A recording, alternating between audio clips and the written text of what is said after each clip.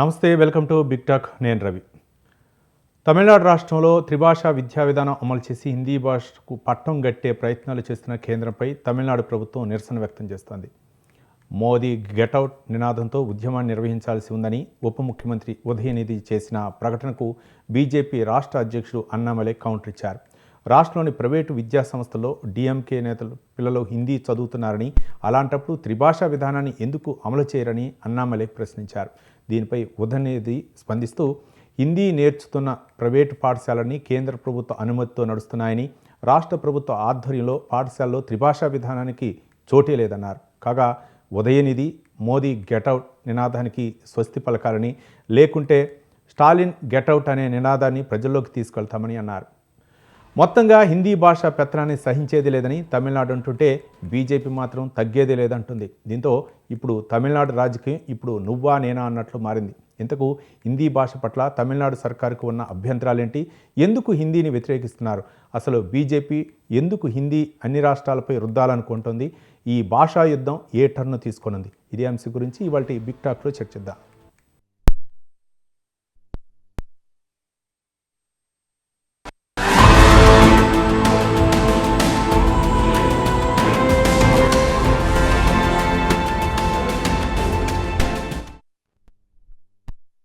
ఇంకా ఇదే అంశాలపై మాట్లాడటానికి మనతో పవన్ మల్లాది గారు, టీపీసీసీ నాయకులు, అలాగే పాపారావు గారు, సీనియర్ రాజకీయ విశ్లేషకులు మనకు చర్చా కార్యక్రమంలో పాల్గొంటున్నారు. పవన్ మల్లాది గారు, నమస్కారం అండి. సార్ నమస్కారం. సార్ నమస్కారం. పాపారావు సార్. రైట్ సార్, నమస్తే అండి. నమస్తే. ఏంటి త్రిభాషా విధానాన్ని కంపల్సరీగా అమలు చేసి తీరాల్సిందని చెప్పేసి కేంద్రం పట్టుబడుతుంది. ఒక పక్క స్టాలిన్ కూడా గతంలో ప్రధాని నరేంద్ర మోదీకి ఒక లేఖ రాశారు. సమగ్ర శిక్షా పథకం కింద రాష్ట్రానికి రావాల్సినటువంటి 2152 కోట్ల రూపాయల నిధులు వెంటనే విడుదల చేయాలని ప్రధానికి లేఖ రాశారు. దానికి విద్యాశాఖ మంత్రి ధర్మేంద్ర ప్రధాన్ కూడా కౌంటర్ ఇచ్చారు. జాతీయ విద్యా విధానం 2020ని పూర్తిగా అమలు చేస్తేనే త్రిభాషా విధానాన్ని ఆమోదించే వరకు తమిళనాడుకు సమగ్ర శిక్షా పథకం కింద నిధులు మంజూరు చేయబోమని చెప్పారు. మరోపక్క ఆ రాష్ట్ర ఉప ముఖ్యమంత్రి కూడా ఉదయనిధి మారన్ కొన్ని వ్యాఖ్యలు చేశారు. హిందీ భాషను రుద్దటం అది ఒప్పుకునే ప్రసక్తి లేదు అనే విధంగా కొన్ని హాట్ కామెంట్స్ కూడా చేశారు. ఏ విధంగా స్పందిస్తారు పవన్ మల్లాది గారు? సార్, మీకు పెద్దలకు నమస్కారం.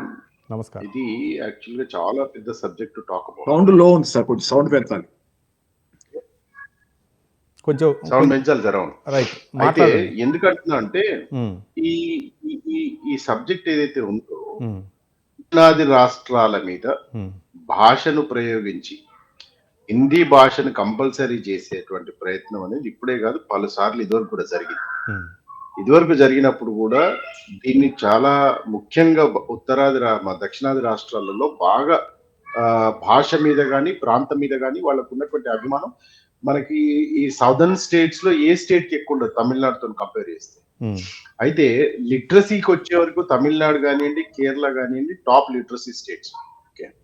అయితే భాషా ప్రాతిపదిక రాష్ట్రాలుగా మనం ఏర్పడ్డ తర్వాత హిందీ భాషను మనం జాతీయ భాషగా ఎంచుకున్న తర్వాత కూడా రాష్ట్రాలకు వాళ్ళ రాష్ట్రీయ భాషను ఎంచుకునేటువంటి ప్రయారిటీని కానీ దాని యొక్క అర్హతను కానీ స్టేట్స్ కి ఇచ్చినటువంటిది రాజ్యాంగంలో ఉంది. కానీ నీకు ఫండ్స్ కావాలంటే నువ్వు ఆ భాషను ఆమోదించి మీ స్కూల్స్ లో భాషను ప్రయోగిస్తేనే నీ స్టేట్స్ కి ఫండ్ వస్తుందని చెప్పడం అనేది యూనియన్ గవర్నమెంట్ గా బీజేపీ గవర్నమెంట్ చేయాల్సిన పని కాదు, అది తప్పు. బీజేపీ ప్రభుత్వం కేంద్ర ప్రభుత్వం లాగా బిహేవ్ చేయాలి కానీ బీజేపీ ప్రభుత్వం లాగా బిహేవ్ చేయకూడదు. బీజేపీ పార్టీ లాగా బిహేవ్ చేస్తుంది, విచ్ ఇస్ నాట్ అగ్రీ. ఇవాళ మారన్ గారు ఇప్పుడే కాదు, ఇదివరకు కూడా రెండు మూడు సార్లు కూడా ఇదే విషయంలో బాగా కాంట్రాడిక్ట్ చేసినట్టు మారన్ మాట్లాడినటువంటి భాష, స్టాలిన్ మాట్లాడినటువంటి వాటి, ఉదయనిధి మాట్లాడినటువంటి చాలా తీవ్రమైనటువంటి చర్చకు పోయినాయి. ఒకసారి మనం ముందు వెనుకకు పోయి చూస్తే కనుక సనాతన ధర్మం మీద కానీ ఇవన్నీ ఏంటంటే వాళ్ళ యొక్క ధర్మాన్ని, అంటే మన భారతదేశం యొక్క ధర్మాన్ని కానివ్వండి, భాషని కానివ్వండి మన రాష్ట్రాల మీద ప్రయోగించి మా చెప్పు చేతుల్లో ఉంటేనే మీకు ఫండ్ వస్తుంది, మీకు రావాల్సినటువంటి బడ్జెట్ మీకు అలకేట్ అవుతుంది అనేటువంటి చెప్పేటువంటి పరిస్థితి. ఎందుకు చెప్తున్నా అంటే 7,057 కోట్ల రూపాయలు తమిళనాడు కాంట్రిబ్యూట్ చేస్తుంది త్రూ ట్యాక్సెస్ సెంట్రల్ గవర్నమెంట్.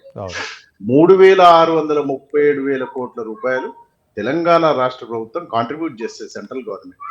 మనం ₹1 కాంట్రిబ్యూట్ చేస్తే మనకు రిటర్న్ లో వచ్చేది 35 పైసలు. అవును. అదే బీహార్ కానివ్వండి, గుజరాత్ కానివ్వండి, వేరే రాష్ట్రాలు వాళ్ళు 35 పైసలు కాంట్రిబ్యూట్ చేస్తే ₹1 వాళ్ళకు దక్కుతుంది, వాళ్ళకి పంపిస్తున్నారు. ఇవాళ మొన్నటి ఎలక్షన్స్ కి చూసినటువంటి ముందుకు మనకి ఇప్పుడు బీహార్ లో అత్యధికంగా వాళ్ళు ఫండ్స్ ఇస్తామనేటువంటిది చెప్తా ఉన్నారు. ఎందుకు నెక్స్ట్ బీహార్ ఎలక్షన్స్ ఉన్నాయి. తర్వాత ఢిల్లీ ఎలక్షన్స్ కి వచ్చే వరకు ఇన్కమ్ ట్యాక్స్ 12 లక్షల లోపు ఉన్నటువంటి వాళ్ళకి ఇన్కమ్ ట్యాక్స్ తగ్గించారు. 12 లక్షల వరకు ఉన్నటువంటి వాళ్ళు ఇన్కమ్ ట్యాక్స్ పే చేయాలని లేదా అంటే వాళ్ళు రాష్ట్రంలో ఉన్నటువంటి ఎలక్షన్స్ ని గెలవడం కోసం అని చెప్పి ఈ సమాఖ్య అనేటువంటి పదాన్ని కానీ సెంట్రల్ అనేటువంటి దాన్ని యూనియన్ అనేటువంటి దాన్ని కంప్లీట్ గా వాడుకుంటూ సిస్టమ్ ని వాడుకుంటూ వాళ్ళను రాష్ట్రాల యొక్క శక్తిని నిర్వీర్యం చేసి వీళ్ళు దాని మీద అప్పర్ హ్యాండ్ తీసుకునేటువంటి ప్రయత్నం చేస్తా ఉన్నారు, which is not valid to this country. మీరు ఈ సమగ్ర శిక్షా అభియాన్ లో హిందీని ఇంప్లిమెంట్ చేస్తేనే మీకు రావాల్సినటువంటి 2,000 కోట్ల రూపాయలు మేము ఇస్తాం అనడం అనేది చాలా తప్పు భాష, చాలా తప్పు మాట. మనం అట్లా అంటలేవే. మనం కాంట్రిబ్యూట్ చేసే 3,600 కోట్లకో 7,200 కోట్లకో మనం అంటలేవే. మీరు అక్కడ తమిళనాడు మీరు కేంద్ర తమిళ భాషను ప్రయోగిస్తేనే మేము ఈ పైసలు కాంట్రిబ్యూట్ చేస్తామని మన స్టేట్స్ అంటలేవు కదా. ఇది ఒక్క అంశం. రెండో అంశం కూడా చెప్తాను. సదర్న్ స్టేట్స్ లో అంటే దక్షిణాది ప్రాంతంలో దక్షిణాది రాష్ట్రాల్లో బీజేపీ తన ఏళ్లు బాగా స్ట్రెంథన్ చేసుకునేటువంటి ప్రయత్నం చేస్తాం. దానికి మొదటగా ఆంధ్రాలో బీజేపీ, టీడీపీ, తర్వాత అక్కడ ఉన్నటువంటి జనసేన 3 పార్టీలు కలిసి ఎలక్షన్స్ కి వెళ్ళింది. తర్వాత చూడండి లెఫ్టిస్ట్ రైటిస్ట్ భావజాలానికి వెళ్ళి కంప్లీట్ గా ఆయన సనాతన ధర్మం అనేటువంటి దాన్ని వేసుకొని దక్షిణాదిలో ఉన్నటువంటి పుణ్యక్షేత్రాలన్నిటి తిరుగుతా ఉన్నాడు. ఒకటి అంటే ఆంధ్రప్రదేశ్ నుంచి next face of BJP might be I'm saying next face of BJP Pawan Kalyan అవుతాడు. ఒకటి. రెండు, తమిళనాడులో తీసుకోండి, అక్కడ ఒకతన్ని తయారు చేశారు. తన పేరేంటి, తనని కూడా ఒక ఐఏఎస్ ఆఫీసర్ వాలంటరీగా తీసుకొని ఆయనను కూడా తయారు చేస్తారు. సో ఇట్లా అగ్రెసివ్ నేచర్ ఉన్నటువంటి వాళ్ళను ఈ రాష్ట్రాలలో అగ్రెసివ్ గా మాట్లాడడానికి బీజేపీ పార్టీ వాళ్లకు పదవులు, వాళ్ళకి ఇంకా వేరే రకమైనటువంటి హంగామాలు, మీడియా అటెన్షన్ ఇవన్నీ ఇచ్చి అక్కడ ఉన్నటువంటి రాష్ట్ర ప్రభుత్వాల మీద ఒత్తిడి తీసుకొచ్చి ఒక రకమైనటువంటి మ్యాపింగ్ చేస్తా ఉన్నది దక్షిణాది రాష్ట్రాలలో బీజేపీ ఇన్ఫ్లుయెన్స్ తీసుకురావాలి. సో నెక్స్ట్ 2026లో ఇప్పుడు తమిళనాడులో ఎలక్షన్ ఉంది కాబట్టి భాషా ప్రాతిపదిక అనేటువంటి దాన్ని తీసుకొని అక్కడ రెక్ డౌన్ చేసి దానికి తోడుగా ఇప్పుడు ఉన్నటువంటి అక్కడ తమిళ స్టేట్ ఇన్ఛార్జ్ అయినటువంటి ఆయన మొన్న కొరడాతో కొట్టుకున్నారు కదా, ఆయనను ముందర పెట్టి దీన్ని ఆ బీజేపీ పార్టీని ముందుకు నడిపేయాలనేటువంటి ఒక కుటిల తంత్రం అనేది నడుస్తా ఉన్నది. రైట్ పాపారావు గారు, ఇక సీనియర్ రాజకీయ విశ్లేషకులు. పాపారావు గారు నమస్కారం అండి. ఏంటి అంటే బీజేపీ ఒక్కొక్క రాష్ట్రానికి ఒక్కొక్క విధానాన్ని అవలంబిస్తుంది అనుకోవచ్చా, లేకపోతే 2026 ఎన్నికలను దృష్టిలో పెట్టుకొని ఈ యొక్క స్లోగన్ అందుకుందా? త్రిభాషా విధానాన్ని అమలు చేస్తేనే రావాల్సినట్టు కేంద్రం నుంచి రావాల్సినటువంటి 2,152 కోట్ల రూపాయలు విడుదల చేస్తామని చెప్పేసి సాక్షాత్తు కేంద్ర విద్యాశాఖ మంత్రి ధర్మేంద్ర ప్రధాన్ వ్యాఖ్యానించడం, మరోపక్క మోదీ గెట్అవుట్ అనే నినాదం అక్కడ డిఎంకే పిలుపునిచ్చింది. ఆ నిదానం గనక వెనక్కి తీసుకోకపోతే స్టాలిన్ గెట్అవుట్ అనే నినాదాన్ని మేము తీసుకుంటామని చెప్పేసి బీజేపీ కూడా కౌంటర్ ఇచ్చింది. ఏ విధంగా చూడొచ్చు అంటారు పాపారావు గారు? సార్, ఇక్కడ మీరు ఒక్కో రాష్ట్రానికి ఒక విధానం అనుసరిస్తుందా అనేది అడిగారు. అవును, విధానం కాదు, ఒక్కొక్క ఎత్తుగడ. అవును, రాష్ట్రానికి ఒక ఎత్తుగడ, రాష్ట్రానికి ఒక ముఖాన్ని ముందు పెట్టుకొని ఆ రాష్ట్రంలో స్థానికంగా ఉన్నటువంటి వాళ్ళని ఎవరినో ముందు పెట్టుకొని తద్వారా ఆ రాష్ట్రంలో ట్రోజన్ హార్స్ ప్రయాణం. అంటే ట్రోజన్ హార్స్ అనేది మీకు చరిత్రలో తెలుసుంటుంది. ఒక గోడని దాటి కోటలో ప్రవేశించడానికి మరొక దారి లేక ఒక చెక్క గుర్రం తయారు చేసి దానిలో తన సైనికుల్ని పెట్టి నిండా నింపి దాని సైనికుల్ని ఆయుధాలతో పెట్టి ఆ చెక్క గుర్రాన్ని మొత్తం మీద ఆ కోట లోపలికి ప్రవేశపెట్టారు. తర్వాత ఆ చెక్క గుర్రంలో కోటలో దూరుస్తారు శత్రు సైనికులు కోటలు. అట్లాగే ఏంటంటే ఇట్లా ట్రోజన్ హార్సులుగా పనిచేస్తున్న వాళ్ళు బీజేపీకి అనేక మంది ఉన్నారు. ఇంకో రకంగా చెప్పాలంటే కాస్త దారుణంగానే ఉంటుంది ఎగ్జాంపుల్. కానీ హిట్లర్ సైన్యాలు ప్రపంచం మీద దాడి చేస్తున్నప్పుడు అంటే ఎగ్జాక్ట్ గా పోల్చడం నా ఉద్దేశం కాదు. ఉదాహరణ ఎట్లా ఉంటున్నారు ఆ రాష్ట్రాల్లో కొంతమంది అనేది. క్విజ్లింగ్ అనే ఆయన ఉన్నాడు నార్వేలో క్విజ్లింగ్ అనే ఆయన తన దేశానికి వ్యతిరేకంగా విదేశీ సైన్యమైనటువంటి జర్మనీ సైన్యంతో చేతులు కలిపి తన దేశానికి వ్యతిరేకంగా ఆ దేశంలో విదేశీ సైన్యం సహాయంతో దేశానికి నాయకుడు అయ్యాడు. ఇట్లాంటి పరిణామాలు కొంచెం దురదృష్టకరం. అట్లాంటివి జరగకూడదు. ఎందుకంటే స్వతహాగా ప్రజల నుంచి ఎదిగిన నాయకత్వం రావాలి తప్పితే అక్కడ త్వరబడి లేకపోతే అక్కడ రకరకాలైనటువంటి ఎత్తుగడులు కుట్రలతో నాయకత్వాన్ని తయారు చేసుకునే ప్రయత్నాలు ఎప్పటికీ నిలబడే కాదు, ఉండేవి కాదు, పోయాయి. తర్వాత రెండోది నేను ఒకటి చెబుతున్నా. ఇప్పుడు ఈ సమస్య ఎక్కడి నుంచి వచ్చింది? ఇప్పుడు ప్రస్తుతం హిందీ గురించి వచ్చింది. అవును, హిందీకి నేను ఎట్టి పరిస్థితిలో వ్యతిరేకం కాలేదు. ఎందుకంటే మా అమ్మ మా మదరు తెలుగు టీచర్ హై స్కూల్లో, అలాగే హిందీ పండిట్ కూడా. దక్షిణ భారత ప్రచార సభ తాలూకు ప్రవీణ ప్రచారక పూర్తి చేసి హిందీ పండిట్, హిందీ చెప్పేవాళ్ళు ఇంట్లో పిల్లలకి, హిందీ ట్యూషన్లు చెప్పేవాళ్ళు. నేను కూడా ఆమె దగ్గర చదువుకున్నాను హిందీ. నేను రాష్ట్ర భాష దాకే చదువుకున్నా కాకపోతే. అందుకని నేనేమి హిందీకి వ్యతిరేకని కాదు. హిందీ భాష పట్ల నాకు ఒకప్పుడు బాగా అభిమానంగా ఉండేది. పాటలు వింటే కానీ హిందీ సినిమాలు చూడటం కూడా ఉండేది. కానీ నేను స్వతహాగా ఓటు కాకపోతే ఎవరి మీద ఏది రుద్దకూడదు. అవును, బలవంతంగా. అసలు ఆ మాటకు వస్తే తమిళనాడులో కూడా ఇప్పుడు ఎక్కడైతే యాంటీ మోడీ గెట్ అవుట్ అని హిందీ రుద్దద్దని మా మీద అంటున్నారో, తమిళనాడులో చాలా మంది బ్రహ్మాండమైన హిందీ వచ్చిన వాళ్ళు ఉంటారు. కానీ దాని అర్థం ఎవరో వచ్చి మన మీద స్వతంత్రంగా స్వేచ్ఛగా మనం నేర్చుకుంటాం. అలాగే మన భాష పట్ల మనకి ప్రేమ ఉంటుంది. తెలుగు ఉంది, తెలుగు నాకు బాగా మాట్లాడాలి, తెలుగు బాగా రాకపోతే మిగతా ఏమి రావు నాకు. అసలు స్వతహాగా సిద్ధాంతం ఏంటంటే మాతృభాష సరిగా రాని వాడికి ఇతర భాషలు రావు. మాతృభాష ఒక భాష బాగా వస్తేనే ఇతరత్ర వేరే భాషలు కూడా వాళ్ళు నేర్చుకోగలరు బాగా. కాబట్టి నాకేమీ యాంటీ హిందీ ఇది లేదు. కానీ ఎవరైనా రుద్దటానికి వస్తే మాత్రం ఖచ్చితంగా దాన్ని ప్రతిఘటించి తీరతారు. ఉదాహరణ చెబుతా. చరిత్రలో నేను చూసింది. నేను గతంలో కమ్యూనిస్టు పార్టీ నుంచి వచ్చిన వాడిగా, కమ్యూనిస్ట్ భావాలు ఇప్పటికీ ఉన్నాయి కానీ పార్టీలు లేవు, వచ్చిన వాడిగా నా అనుభవాల్లో నేను చెప్పేది ఏంటంటే, రష్యా ఉన్న కాలంలో, సోవియట్ యూనియన్ ఉన్న కాలంలో రష్యన్ భాషని ఆ దేశంలో అనేక భాషలు ఉన్నాయి. చాలా భాషలు ఉన్నాయి. భారతదేశంలో అలాగా భిన్నమైన భాషలు ఉన్న దేశం. కానీ రష్యా భాష అన్నిటికంటే రష్యన్లు ఆధిపత్యం, ఎక్కువ మంది వాళ్ళు ఉండేవాళ్ళు. రష్యా భాషనే ఆ దేశంలో కొంత పైచేయిగా ఉండేది ఇక్కడ హిందీ లాగా. కానీ ఆ రష్యా భాషని కమ్యూనిస్ట్ నాయకత్వం అన్ని ప్రాంతాల్లో, దేశంలోని అన్ని రాష్ట్రాల్లో మనలాగా చెప్పుకోవాలంటే దాన్ని రుద్దాలని ప్రయత్నం చేసింది. రష్యన్ భాషను రుద్దాలని విపరీతంగా ప్రయత్నం చేసింది, మిగతా భాషల్ని పణంగా పెట్టి. దాంతో రష్యా భాష వ్యతిరేకత పెరిగి ఆయా రాష్ట్రాల్లో స్థానిక భాషలు మరింతగా పెరిగింది. రష్యన్ భాషను వాళ్ళు ఎంత రుద్దాలని చూశారో స్థానిక భాషల మీద అభిమానం వాళ్ళకి అంతగా పెరిగింది ఆ ప్రజలకి. రష్యా సోవియట్ యూనియన్ విచ్ఛిన్నం వెనక చిన్నదో పెద్దదో ఒక కారణం రష్యన్ భాషను రుద్దే ప్రయత్నం కూడా. రష్యా జాతి అనేది మా మీద ఆధిపత్యం చేస్తుంది మిగతా జాతుల మీద అనేది కూడా ఒక కారణం. కాబట్టి ఏంటంటే ఇప్పుడు వీళ్ళు ఇక్కడ హిందుస్థాన్ అనే నినాదం లాగా వీళ్ళకు ఉంది. అది పూర్తిగా మంచిది కాదు. ఎవరికైనా అభిమానం ఉంటుంది సొంత భాష మీద, సొంత దేశం మీద అభిమానం ఉంటాయి. కానీ ఒకళ్ళు బలవంతం ఒక ప్రాంతం ఇంకో ప్రాంతం మీద, దేశం మీద, దేశంలో కల్చరల్ ఇంపీరియలిజం, సాంస్కృతిక సామ్రాజ్యవాదం. ఉదాహరణ తెలంగాణ సపరేట్ ఎందుకైంది? సాంస్కృతికంగా ఆంధ్ర ప్రాంతం వాళ్ళు తెలుగు భాషని, మా తెలుగు భాషని, తెలంగాణ భాషని అణిచేస్తున్నారనే ఫీలింగ్ తో తెలంగాణ ప్రజలు ప్రశ్నించడం, ఎదురు తిరగటం మొదలైంది. అదే తిరుగుబాటు కారణమైంది. అదే తెలంగాణ సపరేట్ అవడానికి కూడా మెయిన్ రీజన్ గా అది కూడా. కాబట్టి ఆ తర్వాత మీరు మార్పులు కూడా చూస్తున్నారు. తెలంగాణ భాషకు వచ్చిన గౌరవం తెలంగాణ సపరేట్ అయిన తర్వాత. కాబట్టి ఇట్లాంటి పరిస్థితులు ఈ దేశంలో రాకూడదు. దక్షిణాది ఉత్తరాది ప్రాంతాల మధ్య హిందీ అనేది ఒక చిత్తుగా మారకూడదు అని కోరుకుంటున్న వాడిగా, హిందీ భాష అమలు జరపకపోతే ద్విభాషా సిద్ధాంతం ఏదో పెట్టి దానికి ఒక పేరు పెట్టి మేము నిధులు ఇవ్వమని మాట్లాడే మాట, అది ఖచ్చితంగా సామ్రాజ్యవాద వైఖరికి మాత్రమే తార్కాణం.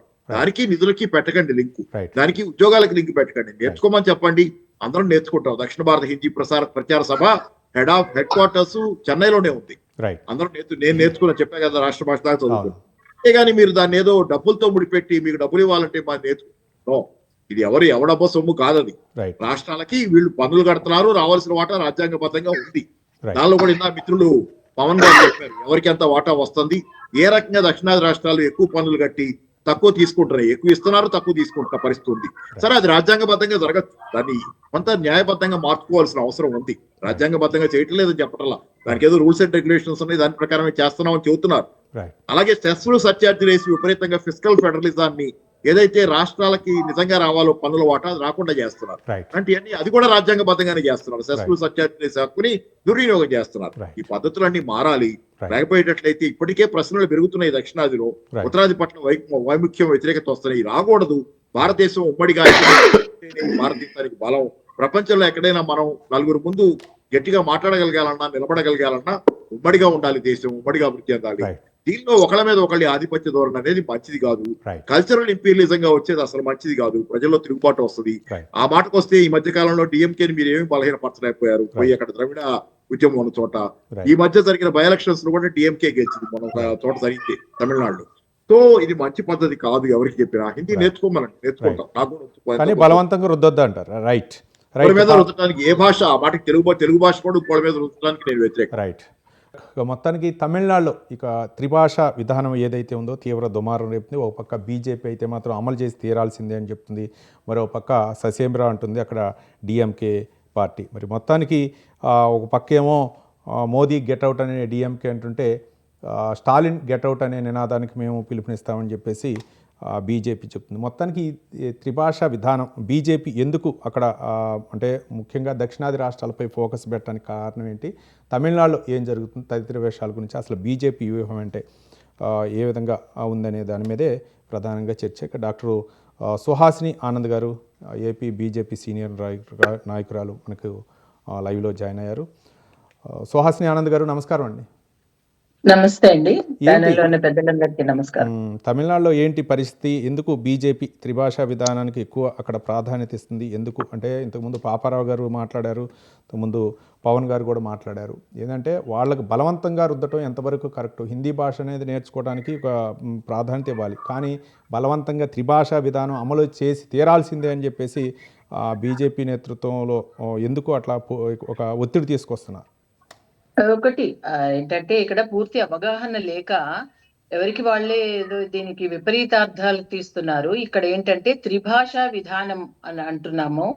త్రిభాషా విధానం అంటే హిందీ భాష కంపల్సరీ ఉండాలనా అంటే ఏంటి అందులో అంటే ఒక క్లారిటీ అక్కడ చెప్పింది ఏంటి అంటే Bharatiya Janata party new education పాలసీలో త్రిభాషా విధానం అంటే మనకి 60లో 70లో కూడా త్రిభాషా విధానమే ఉంది. ఇవాళేమో అది కొత్తగా తీసుకొచ్చింది కాదు. 3 language formula is the formula. ఇది 70s ఈవెన్ 80s ఆల్సో. మా చైల్డ్హుడ్ లో మేము చదువుకున్నది హైదరాబాద్ అన్ని స్టేట్స్ లో కూడా 3 లాంగ్వేజ్ ఫార్ములా. అది ఫస్ట్ పాయింట్. రెండోది ఏంటి అంటే తమిళనాడులో ఏంటంటే కొంత ఈ ద్రావిడ మున్నేట్ర కழகம் అండ్ అన్నా ద్రావిడ మున్నేట్ర కழகம் వాళ్ళకి ఎప్పుడు చూసినా ప్రతి మాటకి కేంద్రం మీద విరుచుకుపడ్డం అన్నది వాళ్ళకి ఒక ఆనవాయితీగా అయింది. అలా వాళ్ళు నెగ్గుకుంటూ వస్తున్నారు. సో ఇప్పటి వరకు వాళ్ళు ఏదో నెగ్గారు. ఇంతవరకు ఆ హిందీని బూచిగా చూపించి వాళ్ళేదో పాపం వాళ్ళదేదో తప్పు చేస్తోంది కేంద్రం మనల్కి. తమిళ భాష అక్కడ మాతృభాష అంటే అక్కడికి వాళ్ళకి ఒక ప్రాధాన్యం ఇచ్చే ఒక తమిళనాడు స్టేట్ అది. బట్ మనకేంటంటే మిగతా రాష్ట్రాలలో కన్నా తమిళనాడులో మాతృభాషకి కొంత ఎక్కువ ఆదరణ ఉంది. ఇప్పుడు గౌరవనీయులైన మోదీ గారు మాతృభాష చాలా ముఖ్యము, ప్రాధాన్యత ఉండాలి, ప్రతి రాష్ట్రంలోనూ మాతృభాషని కంపల్సరీగా నేర్చుకోవాలి అన్న ఒక విధానంతో పాటు the 3 language formula is that ఒక హిందీ మాత్రమే తప్పకుండా డెఫినెట్ గా నేర్చుకోవాలని కాదండి. The new education policy says any language. ఒకటి కనుక మనం క్లియర్ గా గమనించినట్లయితే తమిళనాడులో అన్ని ప్రైవేట్ స్కూల్స్ లోనూ 3 లాంగ్వేజ్ ఫార్ములా ఉంది.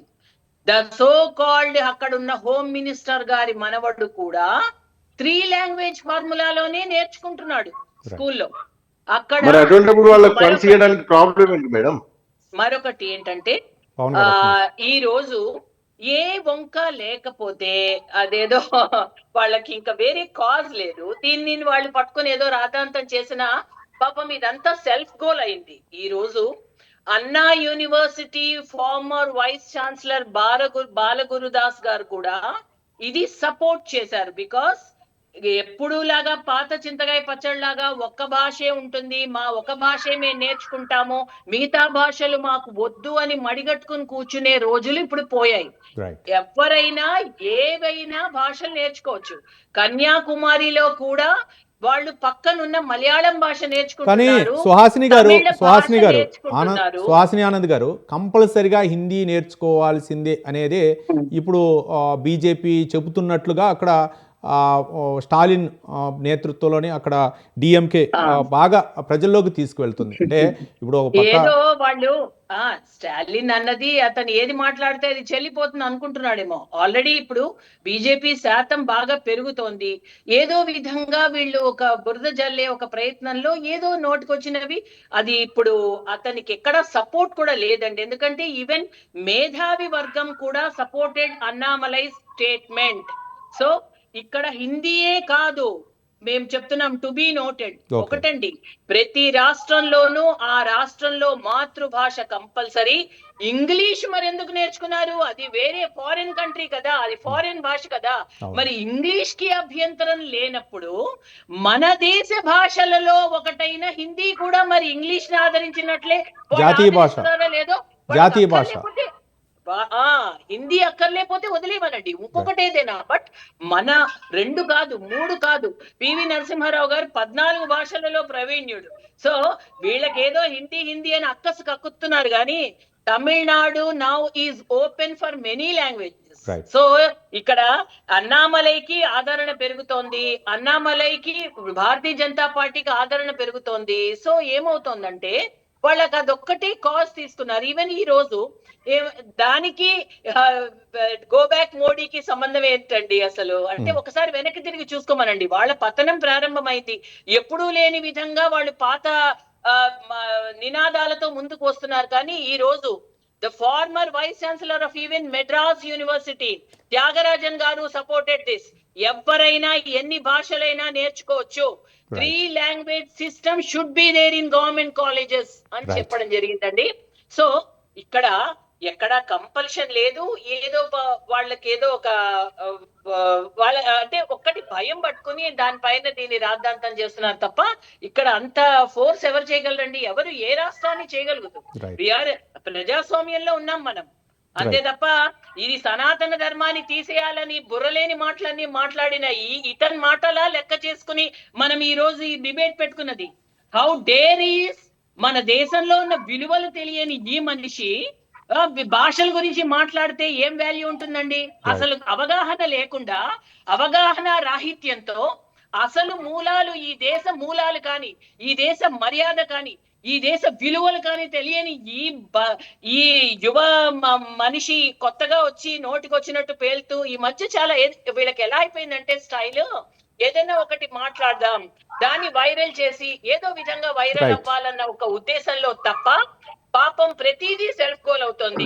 The so called Udhayanidhi Stalin. So the Stalin himself ఆ ఉద్దేశంతోనే మాట్లాడారంటారు. Right right. అంటే ఒకటి, ఇప్పుడు గవర్నర్ ఫార్మర్ హైదరాబాద్ గవర్నర్ గారు తమిళ్ అరసి, తమిళ్ ఈసాయి అని ఎంత ఎటువంటి ఒక పేరు పెట్టుకున్నారు ఆవిడ. తమిళ భాష మీద ఉన్న ఒక మక్కువతో ఆవిడ భాష ఆ పేరు పెట్టుకున్నారు. మరి ఈ స్టాలిన్ ఫ్యామిలీ మరి అంత భాష అంత మక్కువగా ఉంటే తమిళ పేరు మన భారతీయ పేరు పెట్టుకుని ఉండాల్సింది. బట్ వేరాజ్ ఏమీ లేకుండా వాళ్ళకంటూ ఒక రూల్, వాళ్ళ మనవలికి ఒక రూల్, వాళ్ళందరూ చదివే స్కూల్స్ లో 3 లాంగ్వేజ్ ఫార్ములా ఉన్న స్కూల్స్ లో చదువుతున్నారు.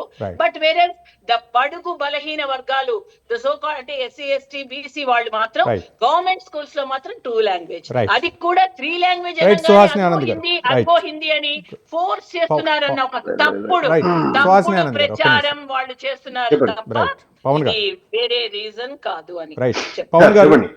పవన్ గారు అంటే ఒక హిందీ అనే కాదు, ఏదైనా సరే 3 లాంగ్వేజెస్ అనేది నేర్చుకోవాల్సినదే ఒక విధానం కాబట్టి దానికి కట్టుబడే కేంద్ర ప్రభుత్వం ఉంది. మీ ఇష్టం, అంటే హిందీ అవ్వచ్చు, హిందీ ప్లేస్లో ఇంకేదైనా సరే నేర్చుకోవాలి అన్నారు. ఒక జాతీయ భాష నేర్చుకుంటే ఏంటి? ఒక భారతదేశంలో ఒక జాతీయ భాషగా గుర్తింపు పొందినటువంటి హిందీ భాష నేర్చుకుంటే తప్పేంటి? దీన్ని కూడా రాజకీయం చేయాల్సినటువంటి అవసరం ఉందా అనేదే బీజేపీ నాయకులు సుహాసిని ఆనంద్ గారు. ఎలా స్పందిస్తారు పవన్ గారు? మేడం చెప్పింది నేను విన్నాను. ఉమ్, బాగా భావోద్వేగంతో వారు మాట్లాడిన మాటలు ఆ BJP background I can read what she is trying to say. Point ఏంటంటే ఉమ్, త్రిభాషా విధానం అనేది ఆల్రెడీ ఉన్నప్పుడు మరి 2152 కోట్లు ఇవ్వడానికి ప్రాబ్లం ఏంది? Right. Isn't it a valid question?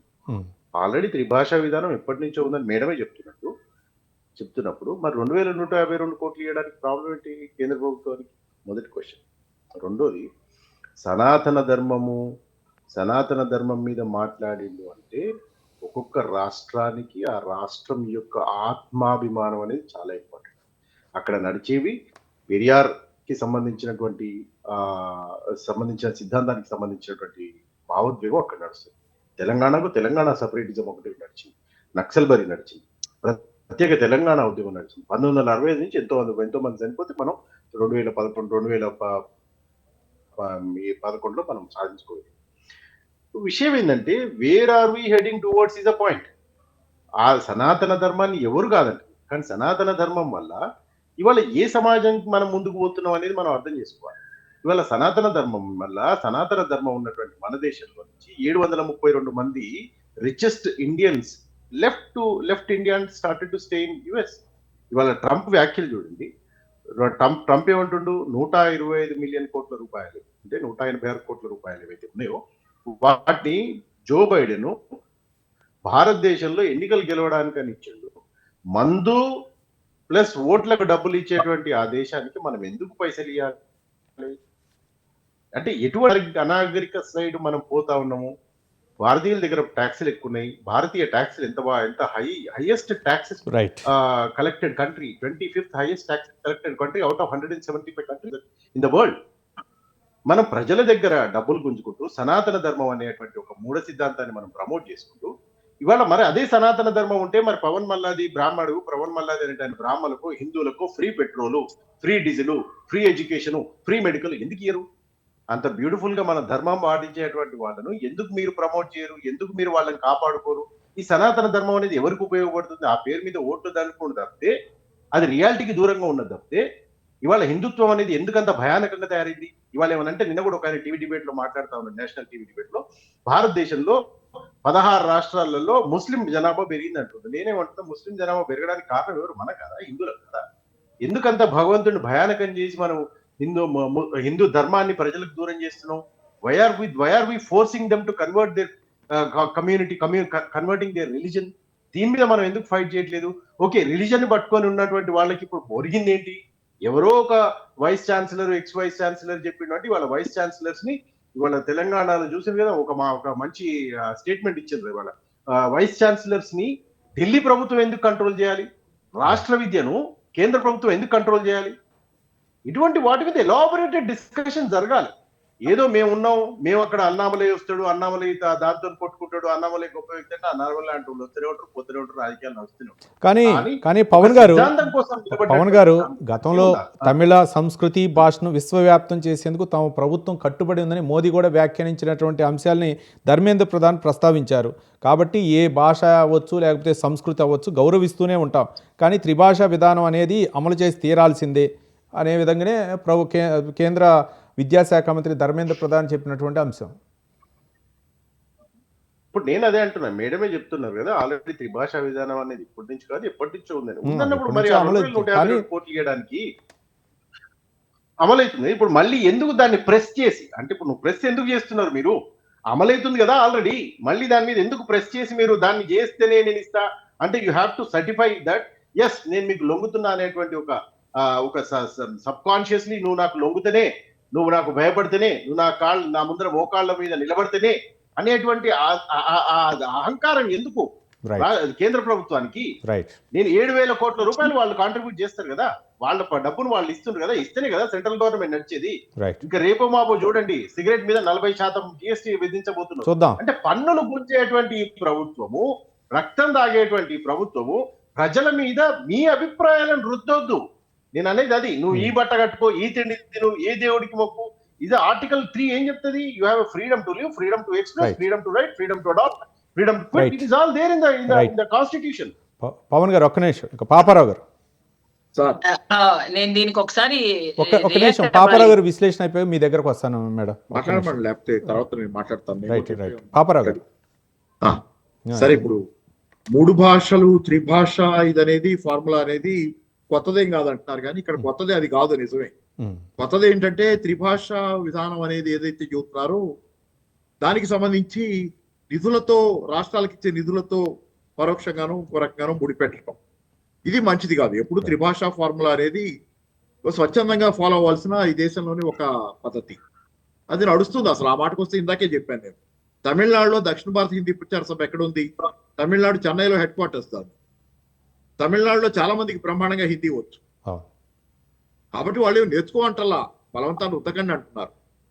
త్రిభాషా ఫార్ములాకి ఎవరు వ్యతిరేకం కాదు. మాకు ఎన్ని భాషలు వస్తే మాకు అంత మంచిదని మాకు తెలుసు. రైల్వే ప్లాట్ఫామ్ మీద కూలీకి కూడా తెలుసు ఎన్ని భాషలు నేర్చుకుంటే అంత బతుకు తెరువు బాగుంటుంది. కాబట్టి భాషలు నేర్చుకోమని మేము అంటల్లా, భాషలు నేర్చుకుంటామని అంటున్నాం. కానీ నువ్వెవరు మా మీద రుద్దటానికి, దానికి ఇంకో ఆర్థికమైన దానికి ముడిపెట్టి చేయడం కుదరదు, రాజ్యాంగబద్ధం కాదనేదే చెబుతుంది. రెండోది ఏంటంటే, ఇక్కడ తమిళనాడులో వాళ్ళకి పదే పదే ఇది ఆనవాయితీగా మారింది. వాళ్ళు ఈ హిందీని ఒక పోస్టర్ బాయ్ గా మార్చేసి దాని మీద విప్ చేస్తారు, తమ ఆధిపత్యం కోసమో తమ బలం కోసమో రాజకీయంగానే. మరి కర్ణాటకలో ఎందుకు వచ్చిందండి యాంటీ హిందీ ఉద్యమం? ఆ మధ్యకాలంలో కర్ణాటకలో కూడా వచ్చింది కదా, తమిళనాడు ఒక చోటే రాలా. మీరు చేస్తుంది కర్ణాటకలో ఎందుకు వచ్చింది? అది కూడా జవాబుదారీ తరం ఉండాలి. తమిళనాడు ఒకటే కాదు, చాలా రాష్ట్రాల్లో కొంత దీని పట్ల ఖచ్చితంగా భారీగా వ్యతిరేకత ఉంది. ఆ వ్యతిరేకతని పెంచుకోకుండా ఉండాలనేదే కోరిక. రెండోది, ఇక్కడ మీకు భారత్ ఇప్పుడు మరి ఉదాహరణ చెబుతా, హిందీని రుద్దట్లేదు. హిందీ కూడా భాషలన్నింటిలో ఒకటి, దేశ భాష. జనరల్ గా ఏంటంటే ఎక్కువ మంది మాట్లాడే భాష కాబట్టి నేర్చుకోవడం మనందరం అవసరం, జాతీయ భాష అని మీరు కానీ మీరు గతంలో మనకి ఎలా ఉండేది? IPC, CrPC, Indian evidence code, వీటన్నిటికీ లోకల్ భాషల్లో కూడా ఉండేది. సివిల్ ప్రొసీజర్ కోడ్ అని, అది భారత శిక్షా స్మృతి అని, భారత ఇంకోటి ఎవిడెన్స్ యాక్ట్ అంటే ఇంకోటి, ఇవన్నీ ఉంటాయి. ఇప్పుడు మీరు హిందీలో పేర్లు తెచ్చే మాకు అర్థం కావట్లేదు ఏదేంటో లేదు. ఎట్లా చేశారు మీరు? భారత ఇది ఏదో న్యాయ సంహిత ఒకటి, న్యాయ సంహిత, భారతీయ, ఈ పుస్తకాల మీద ఆ పేర్లు పెడితే ఎలాగండి? ఇప్పుడు భారతదేశంలో అందరికీ అర్థమై, ముందు అర్థమయ్యేటట్లు పెట్టండి, కింద వేరే టైటిల్ పెట్టండి. అసలు టైటిల్ చేస్తే మాకు కొంచెం ఎవరికైనా ఇబ్బందే కదా. అది మరి చట్టం అనేది మా అందరికి అవసరమే, రోజువారీ చట్టం అనేది అందరికి అవసరమే, తెలుసుకుని ఉండాలి. చట్టం కనీసం చదువుకున్న వాళ్ళైనా చట్టం గురించి కనీస అవగాహన అనేది అందరికి అవసరం. చట్టం తెలిసి ఉంటుందని, చట్టంలో ఉద్దేశం ఏంటి, చట్టం చెప్పేది ఏంటి, ప్రతి వాళ్ళకి చట్టం తెలుసు అనేది చట్టం తాలూకు ప్రాథమిక సూత్రం. నాకు చట్టం తెలియదు అని కోర్టులో పోయి వాదిస్తే కుదరదు. చట్టం తెలుసు అనేది ఎజ్యూమ్డ్. అట్లాంటి చట్టాలకే మాకు అర్థం కాని పేర్లు పెట్టడం అనేది ఒకటి ఉంటే మంచిదే, పేరు అది కూడా పెట్టండి. కానీ మాకు 4 భాషలో 3 భాషల్లో మాట్లాడుకునే వెసలుబాటు ఇవ్వండి దాని గురించి. తర్వాత డిఎంకే పతనం ప్రారంభమైందన్నారు. డిఎంకే మొన్న బై ఎలక్షన్స్ లో గెలిచింది, అంతకుముందు పార్లమెంట్ ఎన్నికల్లో కూడా బ్రహ్మాండంగా పర్ఫామ్ చేసింది. మరి ఎవరి పత్రం కనపడుతుంది? ఇక్కడ బీజేపీ 240 సీట్లకు పత్రం అయింది, 400 సీట్లని. పత్రం ఎవరిది కనపడుతుంది? డిఎంకేది కాదు, ఇక్కడ కనపడుతుంది. కాబట్టి డిఎంకే విధానాలు ఆ రాష్ట్రం వరకు, మేమే డిఎంకే అనుయాయులం కాదు, మేము తమిళనాడులో లేము, తమిళనాడులో కాము. ఆ రాష్ట్రంలో దానికి, ఆ దానికే పరిమితం, అది తమిళనాడు రాష్ట్రానికి. అట్లాంటి తమిళనాడులో రాష్ట్రానికి పరిమితమైన పార్టీ ఆ ప్రజల్ని మెప్పించగలుగుతుంది, గెలుచుకొస్తుంది. మీరు మెప్పించలేకే కదా 400 సీట్లని, అంతకు ముందున్న సీట్లు కూడా కోల్పోయి మెజారిటీ రాక ఇటొక్రచ్చి తెలుగుదేశాన్ని జేడీయూని పెట్టుకున్నారు. కాబట్టి మీరే కోల్పోతున్నారు. ఈ పాటల పరంగా బాగుంటుంది, ఏదో డిఎంకే పత్రం ప్రారంభమైందని కాదు. వాస్తవానికి ఇట్లాంటి పనులు చేయడం వల్ల మీ ప్రభావం తగ్గింది. ఇంకోటి మీరు చెప్పిన దానిలో నేను అనేది ఏంటంటే, మీరు స్కూళ్ళు వీటి బడుగు బలహీన వర్గాలకి భాష గురించి చెప్పారు. సో గుడ్, బడుగు బలహీన వర్గాలు భాషలు నేర్చుకోవాలి, వాళ్ళ స్కూల్ బాగుండాలి. కానీ దానికి మీ విద్యారంగంలో కేంద్రం కేటాయిస్తుంది ఎంత? విద్యారంగానికి కేంద్రం బడుగు బలహీన వర్గాలు పిల్లలు చదువుకునే ప్రభుత్వ పాఠశాలలకి కేంద్రం విద్యారంగంలో ఎంత కేటాయింపు ఈ బడ్జెట్ లో పెంచింది, ఎంత ప్రేమ చూపిస్తుంది? కోవిడ్ కాలంలో జరిగింది ఏంటి? ప్రభుత్వం కోవిడ్ కాలంలో విద్యారంగంలో జరిగినటువంటి డిస్లొకేషన్ ఏమాత్రం ఆదుకుంది? ఆ తర్వాత జరిగిన పరిణామాల్లో విద్యారంగం పట్ల మీ ప్రేమ ఎంత ఉంది? అసలు ఒక భాష వచ్చా? ప్రభుత్వ పాఠశాలల్లో పిల్లలు ఈ మధ్య అధ్యయనాల ప్రకారం 8వ క్లాస్కి వచ్చినా కనీసం వాళ్ళ సొంత భాషలో పుస్తకం తీసి చదవమంటే చదివే స్థితిలో లేరు, తిరిగి దాన్ని చూసి చదివే స్థితిలో లేరు. ఇది విద్యా ప్రమాణాలు భారతదేశంలో. దాన్ని మార్చడానికి ఏమి చేయకుండా ఒక భాషే రాని ప్రజలకి, వాళ్ళ సొంత భాషే రాని స్థితిలో మిగిలిపోయిన ప్రజలకి, మిగల్చబడ్డ ప్రజలకి మీరు 3 భాషలు నేర్పుతామని చెప్పి అంబికంగా మాట్లాడితే తప్పదు కదా. మనం 3 భాషలు నేర్చుకోవాలి వాళ్ళు, నిజమే. బడుగు బలహీన వర్గాలు ఎవరు చేయాలి? అది కేంద్ర ప్రభుత్వ పాత్ర పెద్దది. విద్యారంగానికి మీ కేటాయింపు ఎంత ఉంది? ఎప్పటి నుంచో ఉన్నాయి కదా కమిషన్లు చెబుతున్నాయి, ఇంత కేటాయించండి అంత కేటాయించండి. అలాగే జరిగితే తప్పితే విద్యారంగం బాగుపడదని ప్రభుత్వ విద్యారంగాన్ని ప్రైవేట్ పరం చేసిన దానిలో ఈ రోజు బీజేపీ కూడా వెనక్కి తగ్గటల్లా. ప్రభుత్వ విద్యారంగం తెచ్చారా, మీరు దాన్ని బలపరిచారా? ప్రైవేట్ విద్యారంగం ధనవంతులకు పెద్దపీట వేస్తాం, దానిలో బీజేపీ కూడా తక్కువేంది తింటారు ఈ సంస్కరణల కాలం. కాబట్టి అవి మార్చండి ముందు, అంతేగాని బడుగు బలహీన వర్గాల పిల్లల మీద మనం ఉట్టి మాటలతో ప్రేమ కాదనేది నేను. రైట్. మొత్తానికి తమిళనాడులో భాష త్రిభాషా విధానం అమలు గురించే అక్కడ రాజకీయం నడుస్తుంది. ఒక పక్క మీరంటే మీరు అంటూ అటు బీజేపీ డిఎంకేల మధ్య తీవ్ర వాగ్యుద్ధం జరుగుతుంది. ఈరోజు చేసినటువంటి వ్యాఖ్యలు, మరో పక్క తమిళనాడు ముఖ్యమంత్రి స్టాలిన్ కేంద్రానికి లేఖ రాశారు. ఆ లేఖపై కేంద్ర విద్యాశాఖ మంత్రి ధర్మేంద్ర ప్రధాన్ కూడా స్పందించారు. ఒక విధంగా మేము అంటే త్రిభాషా విధానాన్ని అమలు చేస్తేనే సమగ్ర శిక్షా పథకం కింద రాష్ట్రానికి ఇవ్వాల్సినటువంటి నిధులు అయితే మాత్రం రిలీజ్ చేస్తామన్నారు. దీనిపై కూడా స్టాలిన్ స్పందించారు. మొత్తానికి ఏ విధంగా అమలు చేస్తారనేదే చర్చ. బీజేపీ సీనియర్ నాయకురాలు సుహాసిని ఆనంద్ గారు ఎలా స్పందిస్తారు? ఒక పక్క ఈ త్రిభాషా విధానం అవ్వచ్చు, దానికి ఈ సమగ్ర శిక్షా పథకానికి రాష్ట్రానికి రావాల్సినటువంటి నిధులకి ఏ విధంగా అంటే లింక్ పెడతారు? అంటే ఒక చెప్పిన మాట వింటేనే మీకు నిధులు మంజూరు చేస్తామంటారా, లేకపోతే అన్ని రాష్ట్రాలని సమన్వయంతో చూస్తారా ఏంటి? దానికి ఇంతకుముందు పవన్ మల్లాది గారు చెప్పారు, పాపారావు గారు కూడా దానిపై విశ్లేషించారు. పవన్ గారు యాక్చువల్లీ అడిగిన క్వశ్చన్ కి ఆన్సర్ వేరే విషయాలన్నీ ప్రస్తావిస్తూ వచ్చారు. పర్వాలేదు, పెరియార్ భావజాలం అన్నారు ఆయన. ఏదో పెరియార్ భావజాలం ఏంటి, నెహ్రూ భావజాలానికే ఇక్కడ లేదు ఈ రోజు.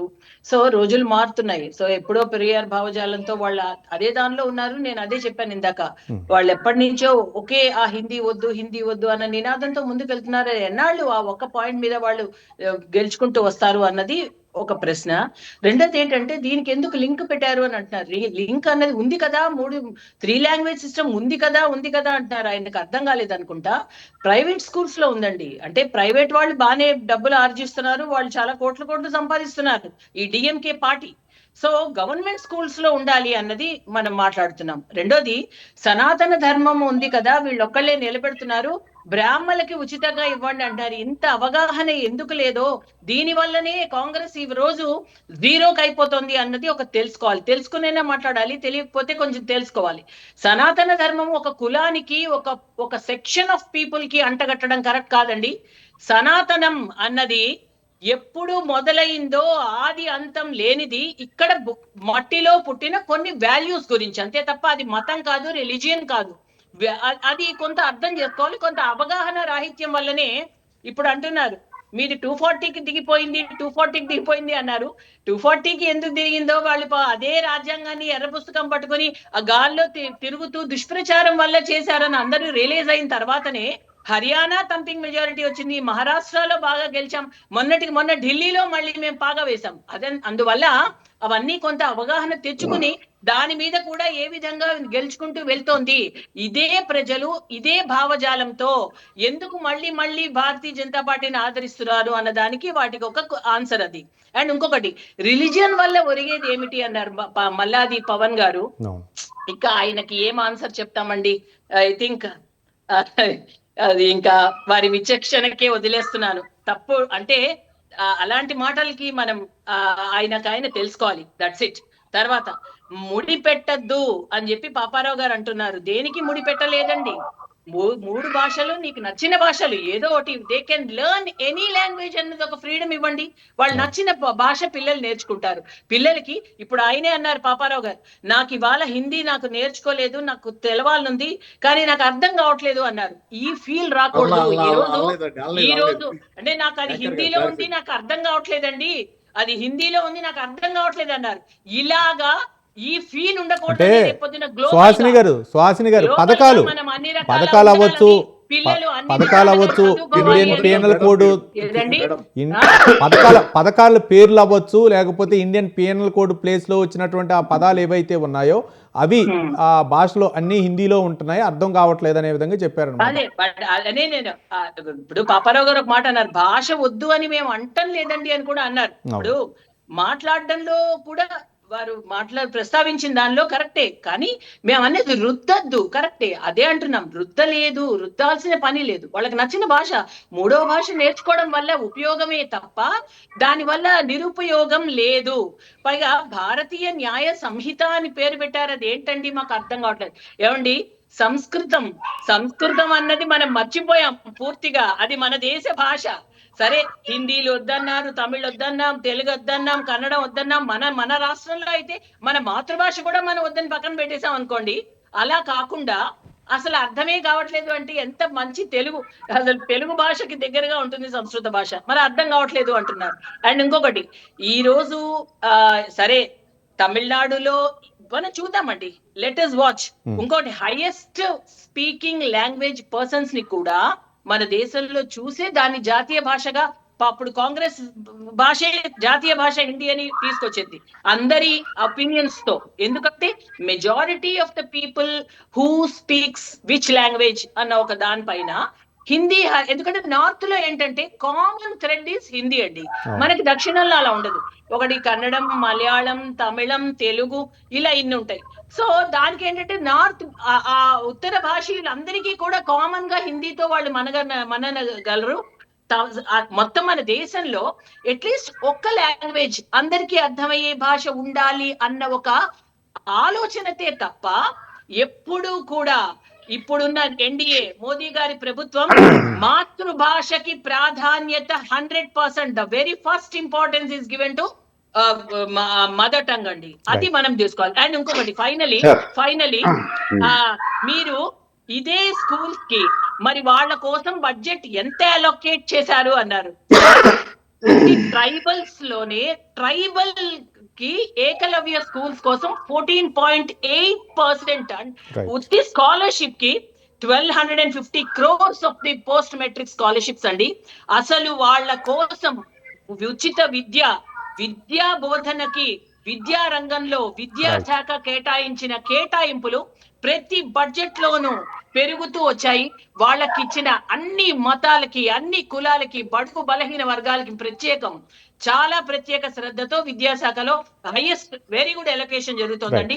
ఈ రోజు మహిళలకి కూడా ఈక్వల్ గా ఇంపార్టెన్స్ తీసుకొచ్చి మహిళలు కూడా చదువుకోవాలి, మహిళలు అన్ని రంగాల్లో ముందుండాలని చెప్పి మహిళల కోసం 33% రిజర్వేషన్ కూడా తీసుకొచ్చి చూపించింది. అంటే మేము ఎందుకంటున్నామంటే అన్ని విధాలుగా మనము మన దేశం ప్రజల కోసం ఏది కావాలన్నది మనం ముందుకు తీసుకెళ్తున్నాము. సరే, మాకు ఇది ఏమీ వద్దు, మాకు ఆ పెరియార్ భావజాలమే కావాలి, కూర్చోమనండి. ఇప్పుడు ఏమి ఇది ప్రజాస్వామ్యం, ఎవరి మీద ఏది రుద్దరు, ఇదే భావజాలంతో వాళ్ళని వెళ్ళమనండి. మనము అందరినీ కలుపుకుంటూ ప్రజాస్వామ్యయుక్తంగా ముందుకు వెళ్తూ ఉన్నాం. ఎక్కడ ఏం జరుగుతుందో రాబోయే రోజుల్లో we will just wait and see. Right. Pawan Malladi garu, ఒక్క నిమిషం, పాపారావు గారు సమయం లేదన్నారు. పాపారావు గారు. ఏం లేదు, సుహాసిని గారు అందరినీ కలుపుకుంటూ వెళ్తున్నాం అన్నారు, అందరినీ కలిపేసుకుంటూ వెళ్తున్నారు. ఎవరికి అందరినీ కలిపేసుకోవడంలో చాలా తేడా ఉంది. నేనే అంటాను, నిజంగా నా బాధ అది. ఎందుకంటే అందరికీ అస్తిత్వం ఉండాలి. ఇప్పుడు 3 భాషలు కాదు, పివి నరసింహారావు గారు ఎన్నో భాషలు, 10 భాషలు మాట్లాడారు. మంచిదే, మాట్లాడితే మనిషి 10 భాషలు నేర్చుకుంటే మంచిది. హిందీయే కాదు, అన్ని భాషలు నేర్చుకుంటే మంచిది. తర్వాత నేను అనేది ఒకటి, ఇందాక మేడం అనే దగ్గర మీకు అదే ఏదో అన్నారు, నాకు సరిగ్గా రాసుకోరు కానీ 33% మహిళలకు రిజర్వేషన్ ఇట్లాంటి ఏం చెప్తున్నారు, గుర్రం ముందు పచ్చిగడ్డి, అది అమల్లోకి రాలేదు కదా. వచ్చినప్పుడు మీ గురించి, మీకు అర్థం గురించి చెప్పుకుందాం. అంటే కొన్ని చాలా విషయాలు ఏంటంటే మీరన్నంత సులువుగా లేదు, అక్కడ వాస్తవాలు భిన్నంగా ఉన్నాయి. మీరు చెప్తుంది కొంత మసిపూసి మారేడుకాయ చేసి, కొంత పాల్పబుల్ గా, మాకు కన్స్యూమబుల్ గా, మీరు మాకు కొంచెం తీయగా, చేదు గుళికని తీపి పూత పోసినట్టు మీరు చేస్తున్న పనులకి కొంచెం మంచి కోటింగ్ ఇస్తున్నారు. అది మనకే నష్టం. మీరు కూడా ఇక్కడ తెలుగు రాష్ట్రంలో ఉన్నాం మనం, మీరు కూడా తెలుగు వాళ్ళు. నేనేం అట్లాంటి చావనిజాన్ని రెచ్చగొట్టలా, కానీ మీరు కూడా తెలుగు వాళ్ళు, మనం అందరం తెలుగు వాళ్ళం. అలాగే మనం భారతీయుల ముందు ఇవన్నీ ఉన్నాయి, కానీ మనకి మనంగా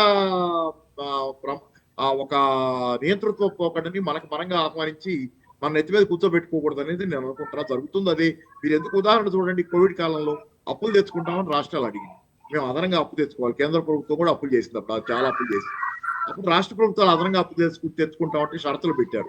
మీరు 0.5% ఒక ₹1 అప్పు తెచ్చుకోవాలంటే ఫిజికల్ ఇది మన దీనిలో ఇది మన ఏది మన రాష్ట్రపు దీనిలో అదనంగా అప్పు తెచ్చుకోవాలంటే ఒక రూపాయి పలానా షరతులు, ఎలక్ట్రిసిటీ రిఫార్మ్స్ చేయాలి, ఇంకో రూపాయి అప్పులు చేయాలంటే అర్బన్ రిఫార్మ్స్ చేయాలి.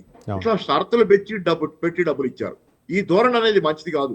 రాజ్యాంగబద్ధంగా సహజంగా రాష్ట్రాలకు ఉండాల్సిన హక్కులు అవి మీరు షరతులు పెట్టి అమలు చేయటం, మీ ఇష్టానుసారం దేశమంతా నడవటం కోసం దేశంలో ఉన్నటువంటి ఫిస్కల్ ఫెడరలిజాన్ని, అంటే దేశంలో రాష్ట్రాలకు కూడా ఆర్థిక హక్కులు ఉన్నాయి, రాష్ట్రాలకు కూడా వనరులు ఉండాలి, అది కొంత తగ్గింది జిఎస్టీ తర్వాత.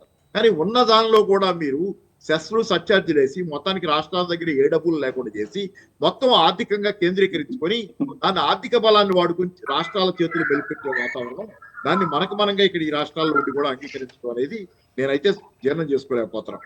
అన్ని విషయాల్లో నేనేమి తప్పు చేస్తున్నారని మాట్లాడలేదు. కొన్ని మీరు చెప్పినటువంటి గిరిజనుల విషయంలో వాటిలో కొన్ని విద్యారంగం నేను అడిగిందేమో మామూలుగా విద్యారంగానికి బడుగు బలహీన వర్గాలకు ఎంత కేటాయించారంటే ఎక్కడో ఆదివాసీలకు కేటాయిస్తున్నామని చెబుతారు. ఏకలవ్య పాఠశాలకి కేటాయిస్తున్నారు. దేశవ్యాప్తంగా బడుగు బలహీన వర్గాల స్కూళ్ళు ఏం బాగుపడ్డాయి, ఎంత ప్రభుత్వ విద్యా విధానం పెరిగింది, ఎంత వాళ్ళు బాగా చదువుకోగలుగుతున్నారు, అడిగితే ఆ ప్రశ్నకి జవాబు చెప్పకుండా ఆదివాసీల దగ్గర కేటాయిస్తున్నాం అనే దగ్గరికి వచ్చారు. మీరు అక్కడి నుంచి మొదలు పెట్టారు. నేను అడుగుతుంది ఏంటంటే వారు ప్రశ్నలకు జవాబులు దాటవేయడం కాదు, మనకి మనం అంతరాత్మ కోసం సరిగ్గా జవాబులు చెప్తున్నాం. ఈ దేశం బాగుంటాం మనకు అందరికీ అవసరం. ఇప్పటికే పరిస్థితి దిగజారుతుంది చాలా. ఇప్పుడు అమెరికా చూసుకుంటే నిన్నటిదాకా అమెరికా పక్కపోతున్నాం అనుకోకండి, అమెరికాతో లంకేసుకుని ఉన్నాం. ఇప్పుడు అమెరికాయే మనల్ని ఇష్టానుసారం మాట్లాడుతుంది, ఇష్టానుసారం చేస్తుంది. కాబట్టి విధానాలు సరిగ్గా లేకపోయేటట్లయితే ఈ దేశం ఇప్పటికే 10 ఏళ్లు కోల్పోయింది అవకతవక విధానాల వల్ల. దానిలో కావాలని మీరు నమ్మినే మీరు చేస్తున్నారు, నిజమే. ఆ నమ్మిని తప్పని 10 ఏళ్ల నుంచి మేము పాయింట్అవుట్ చేస్తున్నాం. దయచేసి రివ్యూ చేసుకోండి, మేము కూడా కలిసి రాగలం, వస్తాం.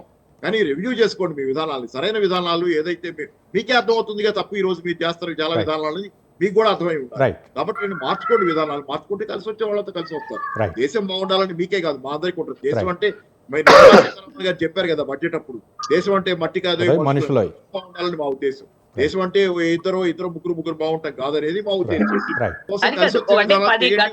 కాదండి, గత 10 సంవత్సరాలుగా ఏం జరుగుతోంది అన్నది వాళ్ళు చెప్తూనే ఉంటున్నారు అన్నారు. కానీ 10 సంవత్సరాల్లో దేశం అగ్ర రాజ్యాలతో పోటీ పడుతూ గ్లోబల్ గా చాలా ముందుకు వెళ్ళిందండి. సో అది ఒకటి మీరు 35 లక్షల కోట్ల ఉన్నప్పు 200 లక్షల కోట్ల సుహాసిని గారు ఒకటి సబ్జెక్ట్ చేంజ్ అవుతుంది, సబ్జెక్ట్ అన్ని విధాలుగా మన దేశం ఎక్స్పోర్ట్స్ పెరిగాయి. కోవిడ్ లాంటి మహమ్మారి టైంలో కూడా మనం ముందుకు వెళ్ళాం. సుహాసిని గారు ఒక్క నిమిషం, పవన్ గారి తర్వాత మీ దగ్గరకు వస్తాను. పవన్ గారు, సుహాసిని గారు, సనాతన ధర్మం అంటే మేడం ఏమంటదంటే సనాతన ధర్మం అంటే పవన్ తిన్నది. రైట్, పవన్ గారు ఒక్క నిమిషం. ఇప్పుడు 2026 ఇంకా సంవత్సరం ఉంది. 2026 ఎన్నికల లక్ష్యంతో ఈ విధంగా అంటే అక్కడ డిఎంకే అవ్వచ్చు లేకపోతే బీజేపీ అవ్వచ్చు వ్యూహాలు రచిస్తున్నారనుకోవచ్చా పవన్ గారు? 2026లో అక్కడ ఎన్నికలు ఉన్నాయి. 2026 ఎన్నికల కోసమే మీరు బాగా ఈ విషయాన్ని ఎందుకు బాగా చెప్తుందంటే లాట్ ఆఫ్ రీసెర్చ్ కావచ్చు. 2026 ఎన్నికల కోసమే లెఫ్టిస్ట్ మెంటాలిటీ ఉన్నటువంటి పవన్ కళ్యాణ్ గారు ఇవాళ కాషాయం వస్త్రాలు ధరించి దక్షిణ భారతదేశంలో ఉన్నటువంటి పవన్ గారు ఏదో ఆయన విధానాలు నచ్చినాయి, బీజేపీ విధానాలు లేకపోతే మోదీ విధానాలు నచ్చినాయి, ఆయన మొగ్గు చూపారు, ఓకే అది అయిపోయింది. అక్కడ కావాల్సింది తమిళనాడులో ఏం జరుగుతుంది. తమిళనాడులో ఇప్పుడు త్రిభాషా విధానం ఉంది, అది డిఎంకే ఎన్కరేజ్ చేసుకోవాలని చూస్తుంది. కాంగ్రెస్ ఏం చేస్తుంది? కాంగ్రెస్ వ్యూహాలు ఏంటి? అక్కడ ఉన్నటువంటి ఆర్థిక అసమానతలు లేకపోతే ఏవో ఒకటి హోన్ చేసుకోవాలి కదా. ఎక్కడండి? తమిళనాడులో Congress party we're with DMK, దాంట్లో మాకేం ప్రాబ్లం లేదు. We will fight. మా అజెండా మాకుంటుంది, వాళ్ళ అజెండా వాళ్ళకు. ఎట్లా ఇండియా కూటమి కూడా ఉంది. పాయింట్ ఏంటంటే ఎలక్షన్స్ అని దట్స్ డిఫరెంట్ స్టోరీ. ఎలక్షన్కి వచ్చి గెలుస్తామా, ఓడిపోతామా, ప్రజల్ని కన్విన్స్ చేయగలుగుతామా, మా విధానాలు చెప్పగలుగుతామా, నెహ్రూయిజం కరెక్టా లేకపోతే మోడీయిజం కరెక్టా, ప్రజలు వాళ్ళ హక్కులను వాళ్ళు ప్రివేల్ అవుతున్నటువంటి దాన్ని వాళ్ళ జీవిత విధానాలు పెరుగుతారు. మళ్ళీ మోడీ గారికి కోటేసిన మనం ఏం చేసేది ఏం లేదు కదా. పాయింట్ ఏంటంటే ఏ సైడ్ వెళ్తున్నాం మనం. చదువుకున్నటువంటి వాళ్ళుగా విద్యార్థులు, మీరు కూడా జర్నలిస్ట్ ఎన్నో రోజులు చూస్తారు. ఏది ఎడిపోతుంది, ఏది డీరీల్ అవుతుంది, ఏది మంచి జరుగుతుంది, ఏది చెడు జరుగుతుందో చూస్తారు. ఇవాళ ఒక హెడ్ మాస్టర్ మాట్లాడుతూ, ఒక అడ్మినిస్ట్రేషన్ మాట్లాడుతూ చెప్తా ఉన్నారు, పిల్లలు 9వ తరగతి చదివే పిల్లలకు పుస్తకం తెరిస్తే చదువుకోవడం రావట్లేదండి అని. వాళ్ళ తెలంగాణలో కె మురళి గారు ఇవాళ విద్యా విధానం దానికి సంబంధించినటువంటి కమిషన్ పిలిస్తే ఆమె చెప్తా ఉంది, టీచర్ ఇక్కడ ఎస్సీ స్కూల్స్ బీసీ స్కూల్స్ అని పెట్టాం, దాంట్లో డివిజన్ అనేది వస్తుంది. ఇటువంటిది కాకుండా యూనిఫైడ్ గా గురుకుల సంస్థలు అనేవి పెట్టింది. పిల్లల జుట్టు బాగుంటలేదు, వాడు జుట్టు చూస్తే కోడిగుడ్లు పెట్టేటువంటి ఒక గూడులా ఉంటుంది, ఇట్లా చేయొద్దు నాన్న అంటే తల్లిదండ్రులు చెప్తే వినే పరిస్థితి లేదు. వాడిని కొడితే పోలీస్ స్టేషన్ కొడుతున్నారు. పుష్ప సినిమా చూసి పిల్లలు నా కాలు కాలేసుకుంటే నీకేంది అనేటువంటి ప్రశ్నించేటువంటి విధానం పోతుంది. ఈ విధానం అనేది రేపు మంచి పిల్లలను తయారు చేయాలి, మంచి యువకులను తయారు చేయాలి, మంచి సిటిజన్స్ తయారు చేయాలి కష్టం. కాబట్టి ఇటువంటి డివిజన్స్ అనేవి రావద్దు. యూనిఫైడ్ ఉండేటువంటి ఒక మంచి అభ్యున్నతుడు కలిగినటువంటి కంట్రీ రావాలంటున్నాం. అంతకు తప్పితే సనాతన ధర్మం మీద విలువలు అది లేక కాదు, మేము దాన్ని గౌరవించం కాదు. కానీ దానివల్ల ఏం డిరైవ్ అవుతుంది నాకు ఒకటే విషయం సంస్కృతం గురించి చెప్పారు. నేను ఇప్పటికీ మన బస్సుల మీద, తెలంగాణ బస్సుల మీద సంస్కృతంలో ఆల్ఫాబెటికల్ నంబర్స్ ఉంటాయి. నాకే సంస్కృతం రాదు. ఆ ఆల్ఫాబెటికల్ నంబర్స్ దాని మీద రాస్తే ఒక విలేజ్ అతనికి ఏం అర్థం అవుతుంది? అందుకే భాష నేర్చుకోమంటున్నారు. ఇటువంటి విధానాలు తీసుకొచ్చి ప్రజల మీద అందుకే భాష నేర్చుకోమన్నారు. మంచిది కాదట. అందుకే త్రిభాష విధానం భాష నేర్చుకోమన్నారు. రైట్. నేర్పిన తర్వాత అది నేర్పిన తర్వాత పెట్టొచ్చు కదా. అది నేర్పిన తర్వాత బస్సుకు మీరు రైట్ సుహాసిని గారు చివరిగా క్లుప్తంగా రైట్ పవన్ గారు ఒక్క నిమిషం పవన్ గారు రైట్ సుహాసిని గారు చివరిగా ఏంటి విద్యార్థుల సంక్షేమ పథకాలు కానీ ఇవన్నీ ముందుకు తీసుకెళ్లాలంటే దెబ్బతింటాయని చెప్పేసి స్టాలిన్ చెప్పారు. కేంద్రం మాత్రం ఇవ్వాల్సినటువంటి నిధులు ఇవ్వాల్సింది. నేను ఆ పాయింట్ అవి రాసుకున్నాను, ఒక పాయింట్ రాసుకోలేకపోయాను. దానికి సమాధానం ఎడ్యుకేషన్ కండి ఎవ్రీ ఇయర్ 6.5% పెరుగుతోందండి బడ్జెట్. ఈ 2025 బడ్జెట్ అలొకేషన్ లో 1.28 ట్రిలియన్ ఈసారి ఒక్క విద్య కోసం అని అలొకేట్ చేయబడింది. అందుకనే లిటరసీ లెవెల్ పెరుగుతోందండి మన దేశంలో. నిరక్షరాస్యత తగ్గుతోంది, అక్షరాస్యత పెరుగుతోంది. కాబట్టి మనము ఇటువంటివి అంటే కుత్సిత భావజాలంలో లేకుండా ఈ విధంగా బ్రాడ్ గా మనం వెళ్తున్నాం. కాబట్టి అన్ని రంగాల్లో ఈవెన్ ఎక్స్పోర్ట్స్ పెరిగాయి, ఇన్ఫ్రాస్ట్రక్చర్ పెరిగింది, మనకి స్టార్టప్ ఇండియా, డిజిటల్ ఇండియా, ప్రతి టెక్నాలజీని మన దేశంలో మనం ఇన్వెంట్ చేస్తూ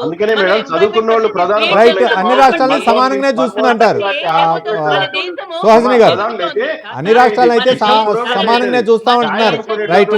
right thank you Suhasini Anand గారు, బీజేపీ సీనియర్ నాయకులు ఆంధ్రప్రదేశ్, అలాగే పవన్ మల్లాద్ గారు, టీపీసీ సీనియర్ నాయకులు, పాపారావు గారు సీనియర్ రాజకీయ విశ్లేషకులు స్పందించి చర్చా కార్యక్రమంలో పాల్గొన్నందుకు అందరికీ ధన్యవాదాలు. ఏది ఏమైనా సరే అన్ని రాష్ట్రాలను కూడా సమాన భారతను చూస్తాం. త్రిభాషా విధానం అనేది నచ్చిన భాషను ఎంచుకోవాలా, ఆ భాషలో ప్రావీణ్యం సంపాదించాలనే ఉద్దేశంతో కేంద్ర ప్రభుత్వం తీసుకొచ్చింది. కానీ కావాలని ఉదయనిధి అవ్వచ్చు, లేకపోతే స్టాలిన్ అవ్వచ్చు, డిఎంకే ఇది రాజకీయ అంశంగా చూస్తుందని చెప్పేసి బీజేపీ నాయకులు చెప్తున్నారు. మరోపక్క ఇదైతే మాత్రం బలవంతం రుద్దే ప్రయత్నం చేయొద్దు, దీనికి కేంద్రం ఇచ్చేటటువంటి నిధులకి పెట్టొద్దు అని చెప్పేసి వక్తలు తమ అభిప్రాయం వ్యక్తం చేస్తారు. ఇది ఇవాళ బిగ్ టాక్లోనే అంశం. రేపు బిగ్ టాక్లో మళ్ళీ కలుసుకుందాం. చూస్తూనే ఉండండి స్వతంత్ర న్యూస్.